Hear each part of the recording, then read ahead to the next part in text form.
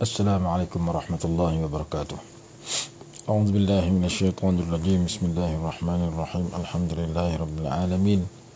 Wassalatu wassalamu ala sayyidina maulana Muhammadin asyrafil anbiya'i wal mursalin wa ala alihi wa sahbihi ajma'in. Subhanaka la ilma lana illa ma 'allamtana innaka antal alimul hakim. Rabbi shrah li sadri wa yassir li amri wa hlul 'uqdatam min lisani yafqahu qawli wa la hawla wa la quwwata illa billahil aliyyil azim. Amma ba'du. InsyaAllah pada pagi ini kita sambung kuliah subuh yang telah kita adakan pada pagi kemarin. Ada beberapa tajuk yang akan saya bicarakan berkenaan dengan kuliah subuh kemarin, iaitu yang pertama sekali, segala ibadat yang Allah Subhanahu wa taala tuntut kepada kita ianya berkait dengan akhlak yang mulia. Sebagai contoh, sembahyang. Di antara hasil daripada sembahyang ataupun kaitan sembahyang dengan akhlak itu ialah Allah berfirman, innas salata tanha 'anil fahsya'i wal munkar, ayat 45 suratul Ankabut. Sesungguhnya sembahyang itu menegah daripada perkara keji dan mungkar. Sembahyang itu apabila ia dilakukan dengan sebaik mungkin, ia akan menjadi penegah kepada orang yang sembahyang itu daripada melakukan perkara keji dan perkara mungkar. Dan perkara keji dan mungkar itu adalah perkara yang bercanggah dengan akhlak yang mulia. Sementara dalam puasa, Allah berfirman pada ayat 183 di dalam surah Al-Baqarah, ya ayyuhalladzina amanu kutiba alaikumus shiyam, wahai orang beriman, diwajibkan kepada kamu, ke atas kamu berpuasa sebagaimana diwajibkan ke atas orang-orang sebelum kamu semua, la'allakum tattaqun, mudah-mudahan kamu bertakwa. Hasil daripada puasa ialah berakhlak mulia, iaitu bertakwa kepada Allah Subhanahu wa taala. Di dalam hadis yang lain disebutkan bahawa as-siyamu junnah, puasa itu umpama perisai. Idza kana ahadukum sha'iman fala yarfuth wala yajhal, fa in imru'un qatalahu aw syatamahu falyaqul inni sha'imun inni sha'im. Apabila seseorang itu berpuasa, apabila salah seorang daripada kamu berpuasa, jangan mengeluarkan kata-kata keji, jangan melakukan perkara yang keji. Dan jika seseorang memerangi kamu ataupun mencela, mencerca kamu, hendaklah dia berkata, sesungguhnya aku berpuasa. Yang ketiga, zakat. Zakat di antara tujuannya ialah at-tazkiyah, penyucian. At-tazkiyah ialah at-tarbiyah ala husnil khuluq, mendidik berakhlak baik. Allah berfirman dalam surah At-Taubah ayat 103, khudz min amwalihim sadaqatan tutahhiruhum wa tuzakkihim biha, ambil daripada sebahagian harta mereka sebagai sedekah yang kamu yang menyucikan akan mereka itu dengannya. Begitu juga ayat 213, ayat 263 dalam surah Al-Baqarah, qaulun ma'rufun wa maghfiratun khairun min sadaqatin yatba'uha adha, mengatakan kata-kata yang baik dan memberikan keampunan lebih baik daripada sedekah yang diiringi oleh menyakiti. Dan ada sedekah yang berbentuk akhlak. Sabda Nabi SAW, tabassumuka fi wajhi akhika laka sadaqah, senyumanmu di wajah saudaramu adalah sedekah. Wa amruka bil ma'ruf, suruhanmu kepada yang baik. Wa nahyuka 'anil munkar sadaqah, dan laranganmu daripada munkar adalah sedekah. Wa irsyaduka ar-rajula fi ardi ad-dhalal laka sadaqah, membimbing seseorang yang sesat di perjalanan adalah sedekah.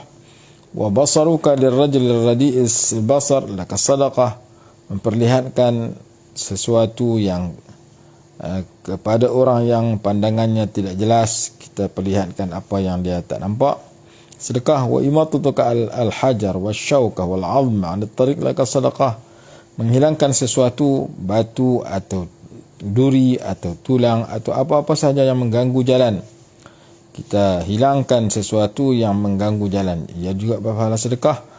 Wa ifraghuka min dalwika fi dalwi akhika laka sadaqah, kamu menuang air ke dalam bekas minuman ataupun dalam timba saudaramu, ia adalah sedekah. Ini contoh-contoh sedekah yang berbentuk akhlak. Dalam bab haji, ayat 197 surah Al-Baqarah, faman farada fihinna al-hajj fala rafatha wala fusuqa wala jidala fil hajj. Siapa yang buat haji, maka dia tak boleh mengeluarkan kata-kata keji, perbuatan fasik dan bertengkar ketika melaksanakan haji. Dalam pergaulan suami isteri, Allah berfirman dalam surah Al-Baqarah ayat 9, dalam surah An-Nisa ayat 19, wa ashiruhunna bil ma'ruf, bergaullah dengan mereka dengan cara yang baik. Dalam bab jual beli, Nabi SAW bersabda, man ghashana falaysa minna, barang siapa menipu kami dan tidak termasuk di kalangan kami. Dan dalam hadis yang lain, inna khiyarakum ahsanukum qada'an, sesungguhnya orang yang paling baik di kalangan kamu ialah orang yang paling baik dalam membayar ataupun menunaikan hutang, membayar hutang. Dalam riwayat oleh sebahagian ulama,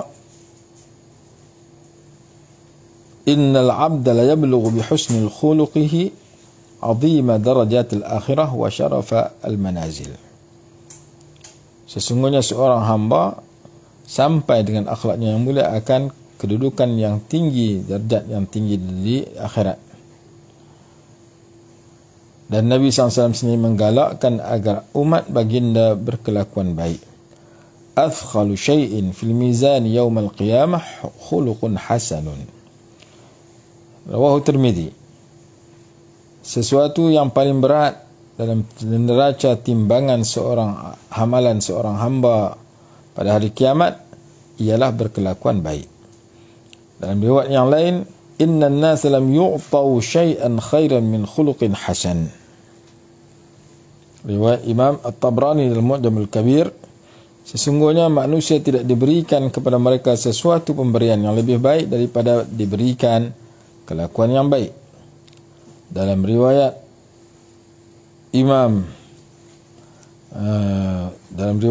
Imam At-Tabrani juga dalam Mu'jam al-Kabir dan Al-Hakim dalam kitab Al-Mustadrak, ahabbu ibadillahi ilallah ahsanuhum khuluqa. Hamba Allah yang paling dicintai ialah yang berkelakuan baik di kalangan mereka. Dalam riwayat Imam Tabrani dalam Mu'jam al-Kabir, ditanya kepada Rasulullah SAW, ya Rasulullah, ma khairu ma u'tiyal insan, apakah sesuatu pemberian yang terbaik yang diberikan kepada seseorang manusia? Baginda menjawab, khuluqun hasan, berkelakuan baik. Rawahu Tabrani wal Hakim. Rawahu Tabrani fil Kabir, fil Mu'jam al-Kabir wal Hakim. Dalam riwayat Imam At-Tirmidzi, ditanya kepada Rasulullah SAW, ma aktsaru ma yudkhilul jannah, apakah amalan yang paling banyak menyebabkan seseorang itu boleh masuk syurga? Baginda SAW menjawab, taqwallah wa husnul khuluq, bertakwa kepada Allah dan berkelakuan baik.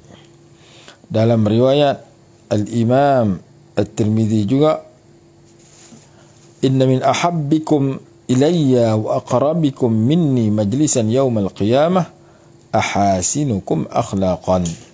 Sesungguhnya orang yang paling aku cintai di kalangan kamu dan paling dekat kepadaku pada hari kiamat kelak ialah orang yang paling baik akhlaknya di kalangan kamu. Riwayat Imam Ibnu Majah, sahabat bertanya, ya Rasulullah, ayyul mu'minina afdalu? Qala ahsanuhum khuluqa. Wahai Rasulullah, siapakah orang beriman yang paling mulia? Baginda menjawab, orang yang paling baik akhlaknya.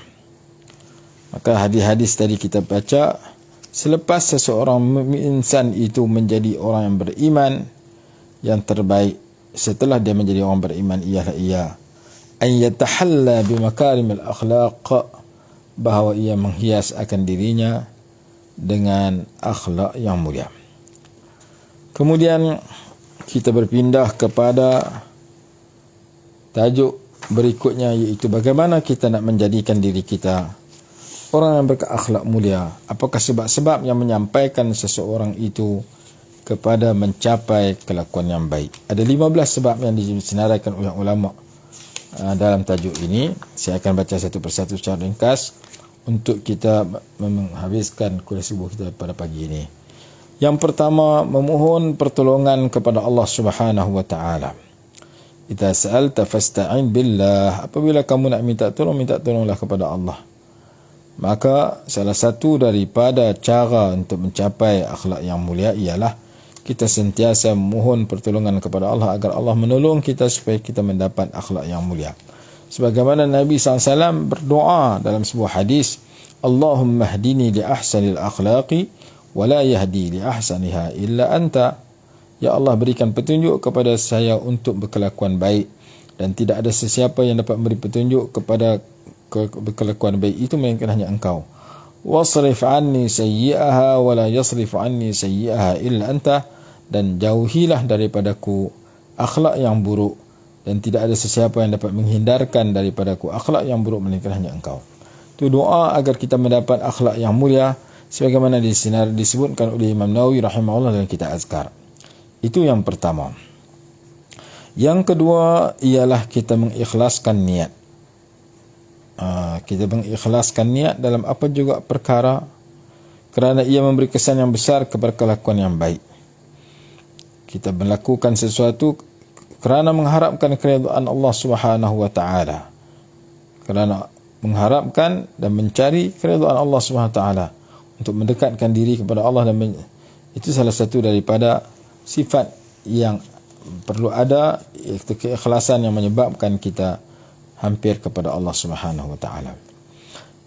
Sebab yang ketiga yang menyebabkan kita mendapat akhlak yang mulia ialah mempelajari akidah yang betul. Dirasatul aqidatus sahihah. Kerana akidah yang betul itu adalah punca kepada akhlak yang mulia. I'tiqad yang sahih, kepercayaan yang benar membawa seseorang itu menjadi orang yang berakhlak mulia. I'tiqad yang rosak, akidah yang rosak menjadikan seorang itu berakhlak buruk. Akidah yang sahih, yang benar itu adalah asas yang dibawa oleh seluruh para rasul untuk memperbaiki perjalanan hidup manusia dan memperbetulkan akhlak mereka. Itu yang ketiga. Nabi SAW bersabda, ala wa inna fil jasadi mudghah idza salahat salahal jasadu kullu wa idza fasada fasadal jasadu kullu ala wa hiya al-qalb. Ketahuilah, sesungguhnya dalam tubuh badan manusia ada seketul daging. Kalau daging itu baik, maka baiklah seluruh tubuh badan. Dan jika ia rosak, maka rosaklah seluruh tubuh badan manusia. Daging itu ialah hati. Maka hati yang ada dalam diri manusia itu perlu disuburkan dengan memiliki akidah yang betul. Yang keempat ialah menuntut ilmu. Kerana ilmu itu menerangi jalan kepada Allah Subhanahu wa taala, dan dengan ilmu itu Allah mengangkat orang beriman dengan darjat yang tinggi. Yarfa'illahu alladhina amanu minkum walladhina utul ilma darajat. Ayat 11 surah Al-Mujadalah. Allahu bima ta'maluna khabir.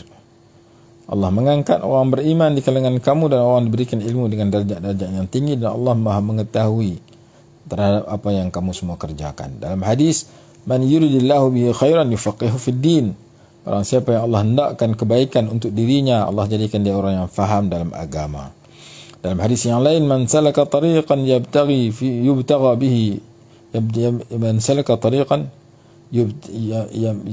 bihi ilman salakallahu lahu tariqan ilal jannah.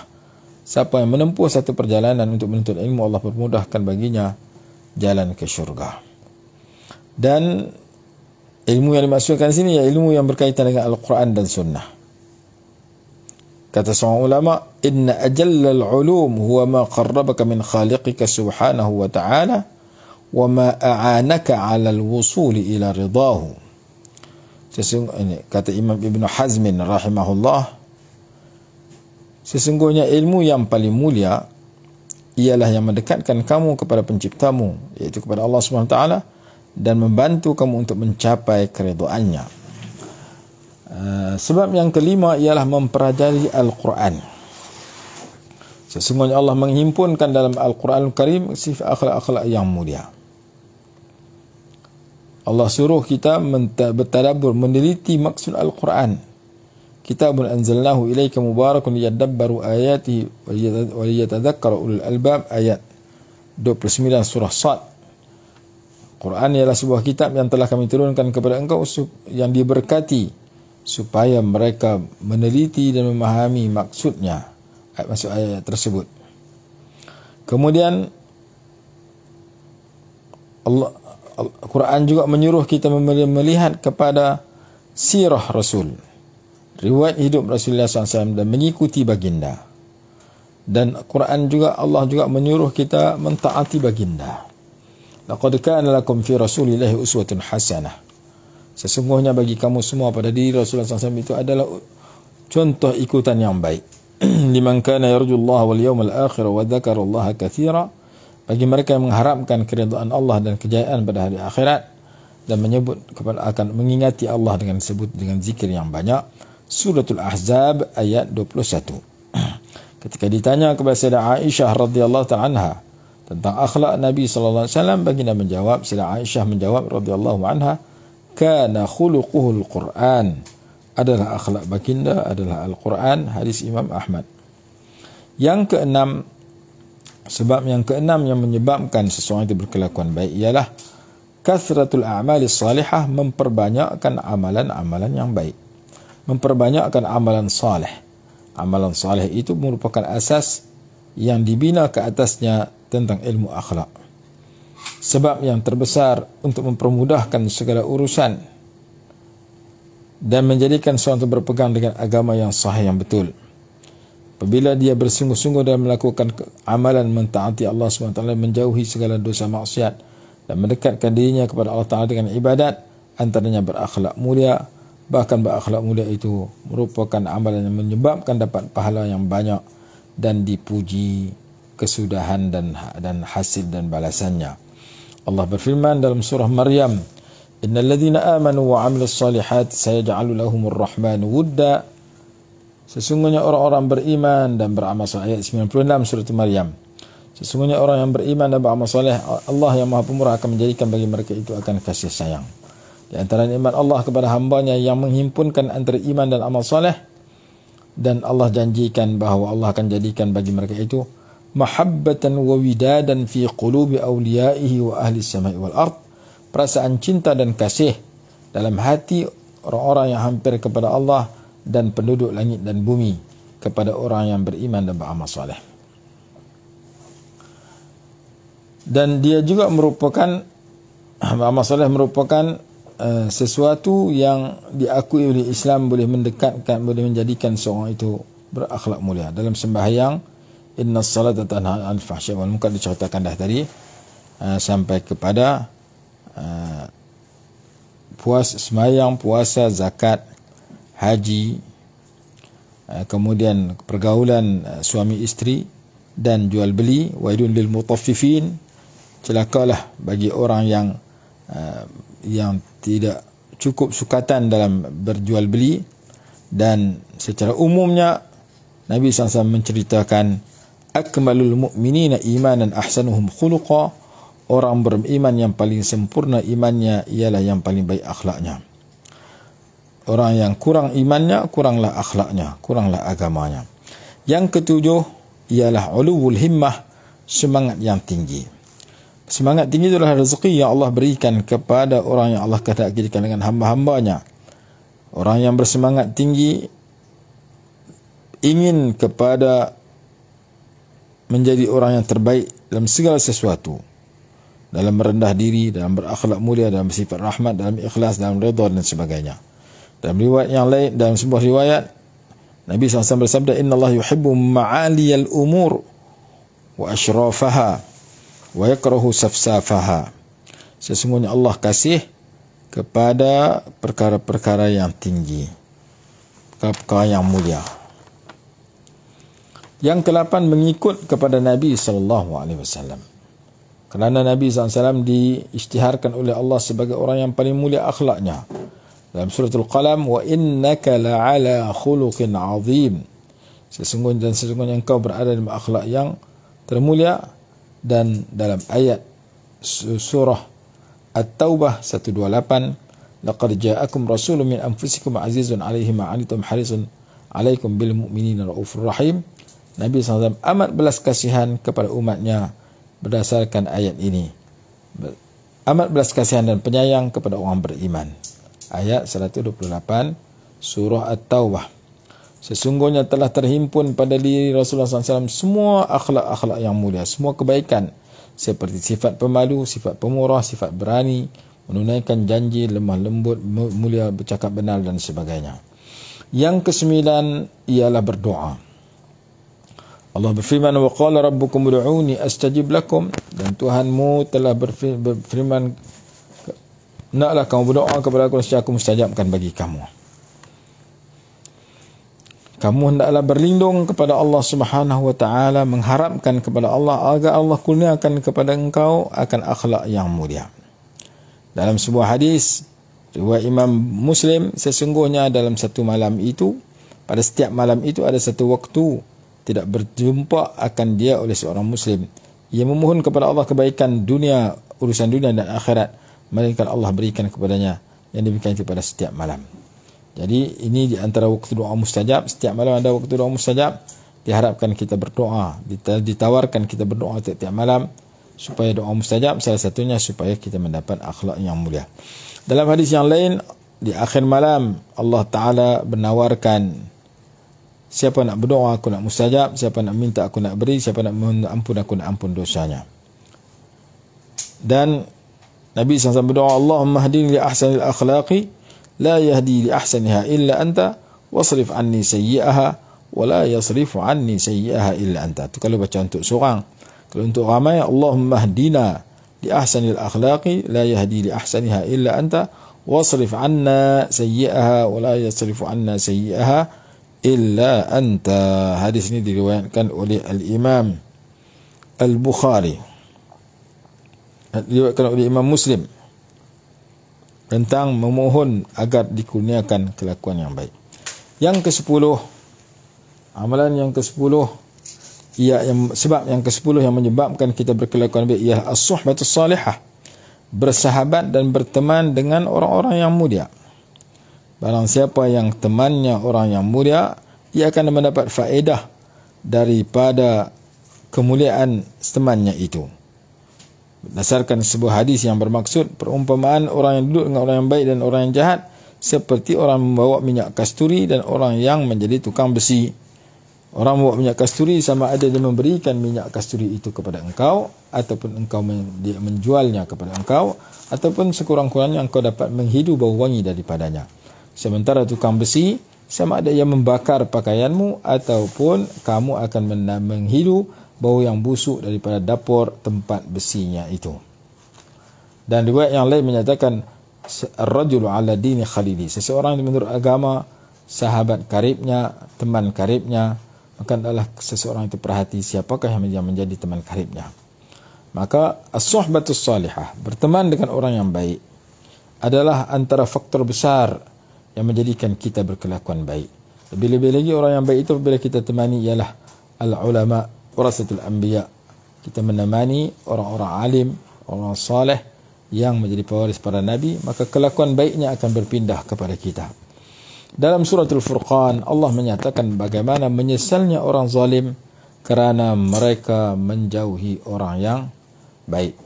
Wa yawma ya'addu adh-dhalimu 'ala yadayhi yaqulu ya laitani ittakhadhtu ma'ar rasuli sabila ya wailata laitani lam attakhidh fulanan khalila. Alangkah baiknya kalau aku tidak menjadikan si fulan yang jahat itu sebagai teman sewaktu di dunia dulu. Suratul Furqan ayat 28. Yang ke-11, muhasabatun nafsi. Kita muhasabah diri. Kita merenung dan menghitung dan mengkaji tentang kelakuan kita. Hasibu anfusakum qabla an tuhasabu, kata Sayyidina Umar radhiyallahu anhu. Hitunglah dirimu sebelum kamu dihitung di sisi Allah Subhanahu wa taala. Wa tazayyanu lil 'ard al-akbar, dan berhiaslah kamu untuk dibentangkan amalan kamu di akhirat kelak. Hasibu anfusakum qabla an tuhasabu. Kita tengok, kita kaji tengok di manakah kekurangan kita untuk kita perbaiki, di manakah keburukan kita untuk kita ubah kepada kebaikan, daripada akidah yang salah kepada akidah yang betul, daripada ibadat yang rosak kepada ibadat yang betul, yang sah, daripada kelakuan yang buruk kepada kelakuan yang baik, daripada malas kepada rajin, daripada lemah kepada kuat dalam kebaikan. Maka muhasabatun nafsi adalah amalan yang ke-11 yang menyebabkan kelakuan kita baik. Yang ke-12, mujahadatun nafsi, berjuang melawan kehendak hawa nafsu. Allah berfirman, walladzina jahadu fina lanahdiyannahum subulana wa innallaha lama'al muhsinin, suratul Ankabut, ayat yang terakhir, ayat 69 suratul Ankabut. Dan orang-orang yang berjuang kerana kami akan tunjuk kepada mereka jalan-jalan kami, sesungguhnya Allah itu maha bersama dengan orang yang berbuat baik. Innamal ilmu bitta'allum wa innamal hilmu bittahallum wa man yataharra al-khaira yu'tah wa man yattaqi asy-syarra yuqah. Ilmu itu dengan berusaha mempelajari. Sifat lemah lembut itu dengan berusaha menghias dengan diri dengan lemah lembut. Dan barang siapa yang mencari kebaikan Allah berikan, barang siapa yang mencari kejahatan, barang siapa menjauhi kejahatan akan dipelihara akan dirinya daripada kejahatan. Maka hendaklah kamu berjihad melawan kehendak hawa nafsu supaya kita menjadi orang yang berkelakuan baik. Yang ke-13 ialah melihat kepada akibat buruk daripada kelakuan yang buruk. Orang yang berkelakuan buruk disebut sebagai sebutannya dengan nama yang buruk, gelaran yang buruk, dan dibenci oleh Allah SWT, dan dibenci oleh Rasulullah SAW, dan dibenci oleh manusia. Orang berkelakuan buruk itu dibenci oleh Allah dan Rasul, dan dibenci oleh orang ramai. Nabi SAW bersabda, ab'adukum minni fil akhirati aswa'ukum akhlaqa, riwayat Imam Ibn Hibban dalam sahihnya. Orang yang paling jauh di kalangan kamu dari diriku pada hari akhirat ialah orang yang paling buruk akhlaknya. Ahabbun nasi ila Allah Ta'ala anfa'uhum linnas, riwayat yang lain. Orang yang paling Allah suka ialah yang beri manfaat kepada orang ramai. Wa ahabbul a'mal ila Allah Ta'ala sururun tudkhiluhu ala muslim. Amalan yang paling Allah suka ialah kamu masukkan rasa gembira dalam diri seorang muslim yang lain. Au takshifu anhu kurbah, atau kamu menghilangkan penderitaan orang lain atau kesusahan orang lain. Au taqdi anhu dainan, atau kamu tolong bayar hutang orang lain. Au tatarrudu anhu ju'an, atau kamu menghilangkan kelaparan orang lain. Wa li an amshiya ma'a akhin fi hajatin ahabbu ilayya min an a'takifa fi hadzal masjidi syahran.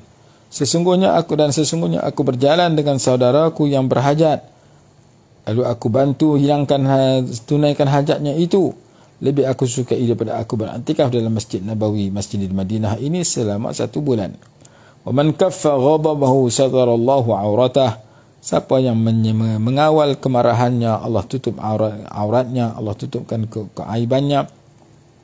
Wa man kadzama ghaidhahu mala Allahu qalbahu raja'an yaumal qiyamah. Siapa yang menahan marah, walaupun dia mampu marah, Allah akan penuhkan hatinya harapan yang tinggi pada hari kiamat. Wa man masya ma'a akhihi fi hajatin hatta yatahayya lahu asbata Allahu lahu qadamahu yawma tazulul aqdam.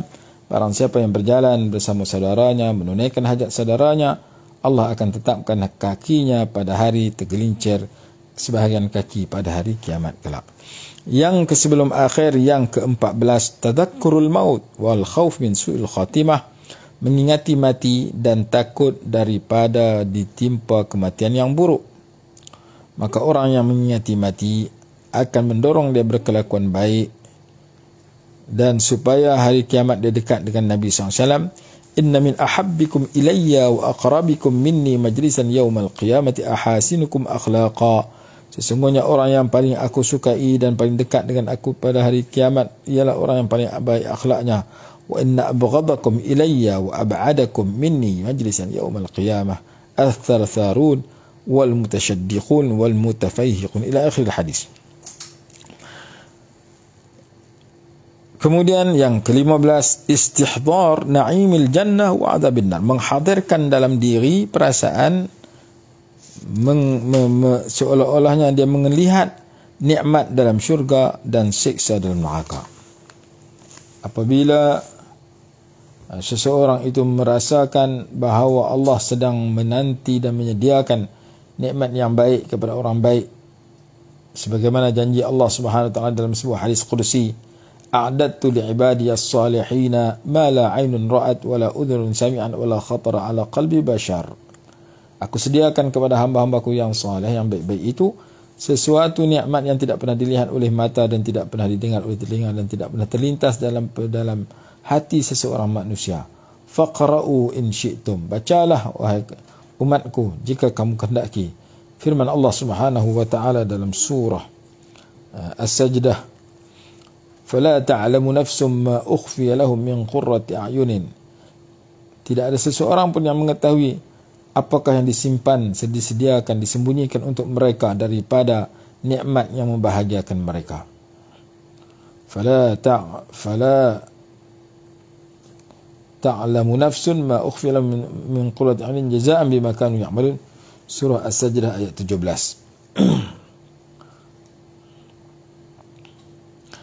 Itulah 15 sebab yang disenaraikan oleh ulama bagaimana kita nak menjadikan diri kita orang yang berkelakuan baik. Saya ulang balik secara ringkas. Yang pertama, mohon pertolongan kepada Allah. Yang kedua, ikhlas. Yang ketiga, mempelajari akidah yang betul, akidah ahli sunnah wal jamaah Asy'ariyah Maturidiyah. Yang keempat, menuntut ilmu, rajin menuntut ilmu. Yang kelima, rajin mempelajari maksud Al-Quran. Yang keenam, memperbanyakkan amalan yang soleh, amalan yang baik. Yang ketujuh, berusaha menanam dalam diri semangat yang tinggi dalam menginginkan kebaikan. Yang ke-8, mengikut at-ta'asi, mengikut jejak langkah Nabi SAW. Yang ke-9, berdoa. Yang ke-10, as-suhbatus salihah, mendampingi orang-orang yang baik. Yang ke-11, muhasabah diri.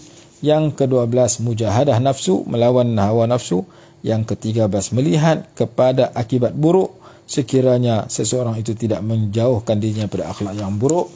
Dan yang ke-14, mengingati mati dan takut kepada kematian yang buruk. Dan yang ke-15, menghadirkan nikmat dalam syurga kepada orang yang berkelakuan baik dan siksa dalam neraka yang menanti orang yang berkelakuan buruk. Mudah-mudahan 15 tajuk yang saya bicarakan secara ringkas pada pagi ini menjadi satu maklumat yang berguna agar kita berusaha menjadi orang yang mengamalkan hadis yang berbunyi, innama bu'istu liutammima makarimal akhlaq. Aku diutus untuk menyempurnakan budi pekerti yang mulia. Sekadar itu kuliah subuh kita pada pagi ini. InsyaAllah esok kita sambung seperti biasa di Kuar Cempedak. Wallahu a'lam. Wassalamualaikum warahmatullahi wabarakatuh. Bismillahirrahmanirrahim. Alhamdulillahirabbil alamin. Wassalatu wassalamu ala Muhammad wa alihi wasallam. Allahumma anfa'na bima 'allamtana wa 'allimna ma yanfa'una warzuqna 'ilman yanfa'una birahmatika ya arhamar rahimin. Rabbana atina fid dunya hasanah wa fil akhirati hasanah wa qina 'adzaban nar. Sallallahu alaihi wa sallam Muhammad wa alihi wasallam.